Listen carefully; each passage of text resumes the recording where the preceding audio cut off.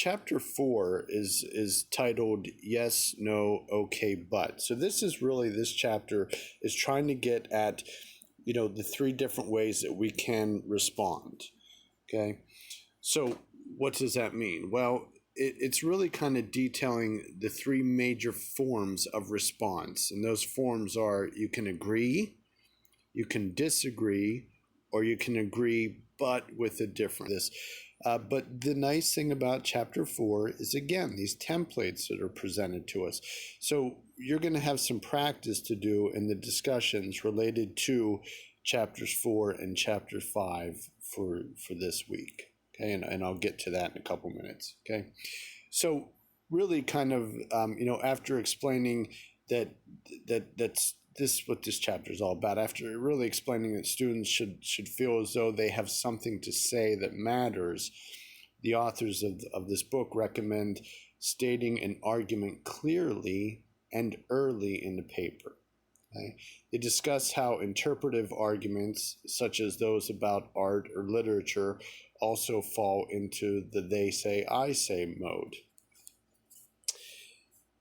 They also explain that all three types of response require reasons and evidence and not simply stating them. So I did make note of that and did see that there's still some of that's going on with our writing at this point, where you may agree with something but not give some kind of reason or response or evidence as to why you agree or why you disagree. Okay. So let me see here. So in addition to that, they really emphasize this idea of making sure that you're providing reasons and evidence, and and they do provide this and give us a lot of templates in this chapter as well to help you understand how more complex sentences can say I agree or I disagree. So take a look at these templates in this chapter 4.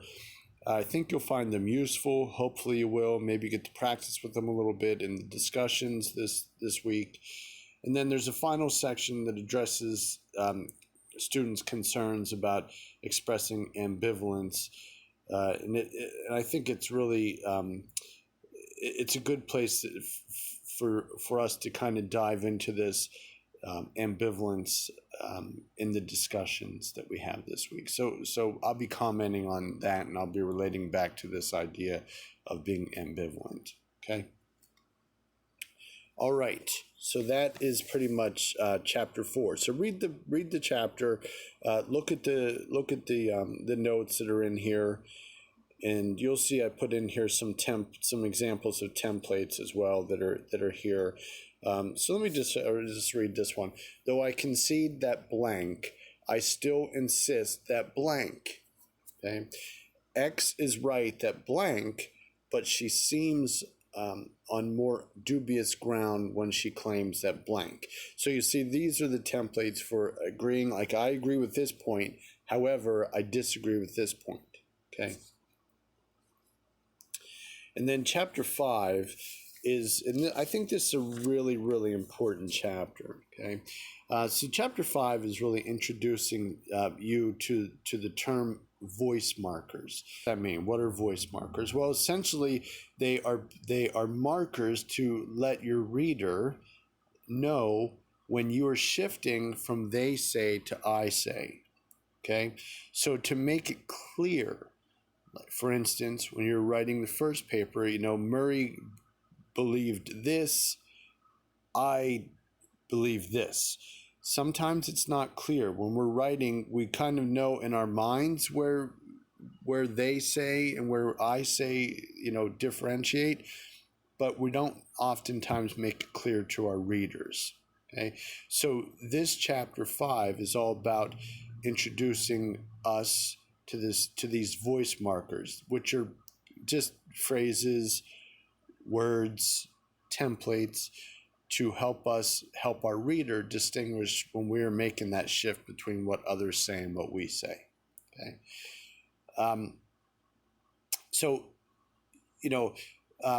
They give some good examples here. There's one example from Gregory Mancios.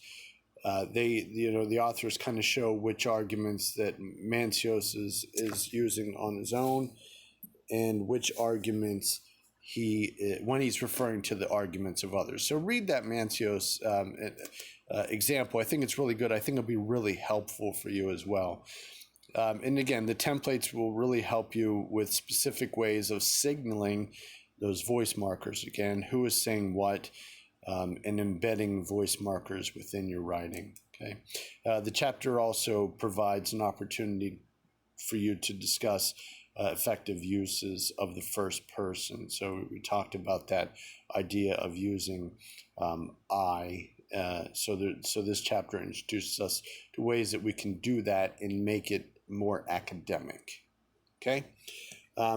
Okay. So there's a question that comes up with this one, which was introduced to us in the introduction, and that is, if you're looking at the screen here, will a template stifle my creativity?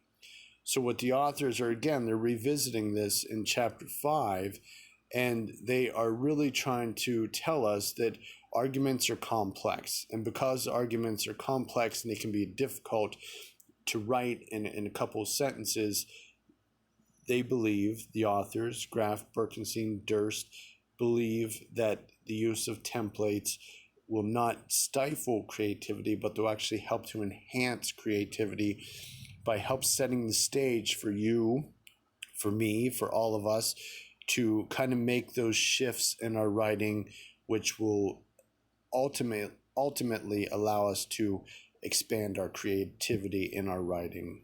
Okay. And so that's all I'm going to say.